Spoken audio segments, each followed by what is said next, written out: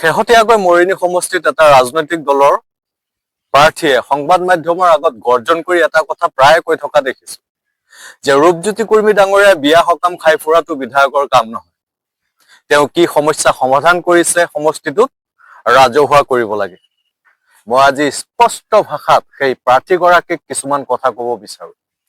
প্ৰথম কথা, বিয়া সকাম, সুখ দুখ, সামাজিক অনুষ্ঠান এইবোৰ কেৱল খোৱা দোৱা নহয়, এইবোৰ হৈছে ৰাইজৰ লগত সংযোগ স্থাপন কৰাৰ আটাইতকৈ শক্তিশালী পথ।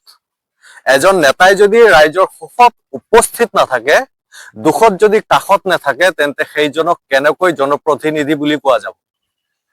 দ্বিতীয় কথা, আপুনি সুধিছে ৰূপজ্যোতি কুৰ্মীয়ে কি কাম কৰিলে। ময়ো আপোনাক সুধিছো, আপুনি কেতিয়াবা মাটিত নামি ৰাইজৰ সমস্যাৰ সমাধান কৰি পাইছেনে? কেৱল সংবাদ মাধ্যমৰ আগত গৰ্জন কৰিলে উন্নয়নৰ মূল্যায়ন নহয়।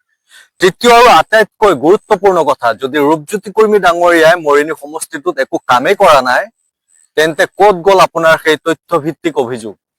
ক'ত গ'ল আপোনাৰ সেই প্ৰমাণ? ক'ত গ'ল আপোনাৰ সেই সংগঠিত প্ৰতিবাদ?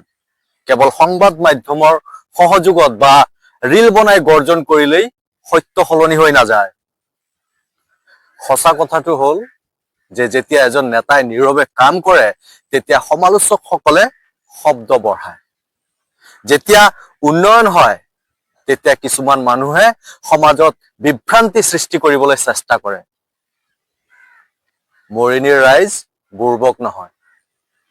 ৰাইজে ৰূপজ্যোতি কুৰ্মীৰ কাম দেখিছে, ৰূপজ্যোতি কুৰ্মীক বুজি পাইছে, আৰু ৰূপজ্যোতি কুৰ্মীৰ ওপৰত আমাৰ অটুট বিশ্বাস আছে।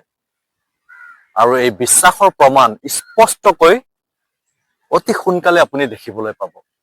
সেয়েহে আক্ৰোশ নহয়, তথ্য লৈ আহক।